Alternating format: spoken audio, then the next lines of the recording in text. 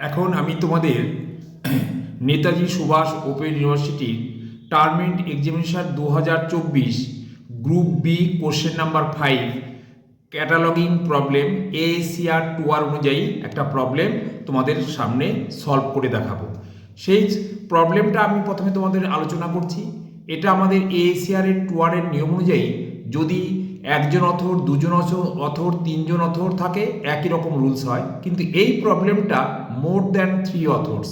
এই more than 3 authors হলে প্রবলেমটা চেঞ্জ হয়ে যায়, অ্যাক্সেস পয়েন্ট চেঞ্জ হয়। অ্যাক্সেস পয়েন্ট কেমন হয়?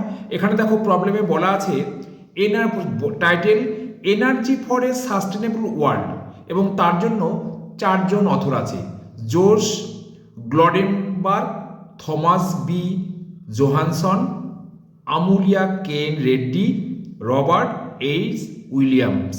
এই যে 4 জন অথর আছে, এখানে রেসপন্সিবিলিটি আমরা চিফ অথর কাকে ধরবো সেটা এখানে নির্দিষ্ট করে বলা নেই। এএসিআর নিয়ম অনুযায়ী এই ক্ষেত্রে হ্যাঙ্গিং এন্ট্রি করতে হয়। হ্যাঙ্গিং এন্ট্রি মিনস টাইটেল দিয়েই তোমার অ্যাক্সেস পয়েন্ট শুরু করতে হয় ফার্স্ট ইন্ডিশন থেকে। এইবার তারপরে দেখো বলা আছে যে publisher, place, copyrighter, edition, ISBN. এই যে এখানে বইটার মধ্যে এগুলো আমার নির্দিষ্ট এরিয়াতে আমাকে এন্ট্রি করতে হবে।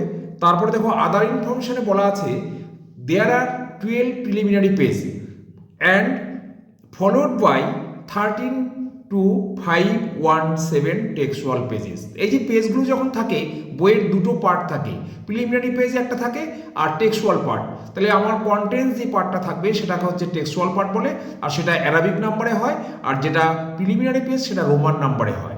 এইভাবে আমরা এন্ট্রিগুলো করব ওই এরিয়াতে। এবার লাস্ট আছে সাইজ।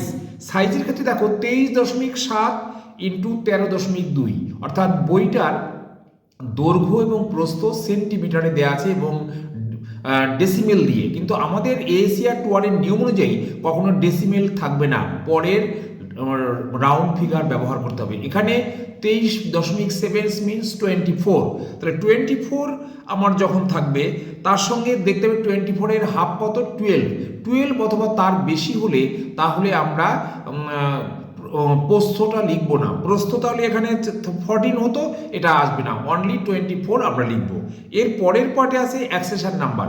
অ্যাকশন নাম্বার আমরা সবসময় ক্যাটালগ কার্ডের 5th লাইনে লেফট হ্যান্ডেড 5th লাইনে আমরা এটা লিখি। ফার্স্ট ইনিশিয়াল যেখানে আমরা কল লেফট হ্যান্ড টপ কর্নারে কল নাম্বার লিখি, সেই সোজাসুজি নিচে 5th লাইনে অ্যাকশন নাম্বার লিখতে হয়। অ্যাকশন নাম্বার সবসময় পেন দিয়ে লিখতে হয়, আর কল নাম্বার সবসময় আমাকে পেন্সিল দিয়ে লিখতে হয়। এই ক্ষেত্রে এরপরে আমরা কি বলবো, এখানে প্রবলেমের সাবজেক্ট দেওয়া আছে। সাবজেক্ট যখন দেওয়া থাকবে তখন আমার ওই শেয়ার্স লিস্ট, সাবজেক্ট হেডিং আর সার্চ করার প্রয়োজন নেই।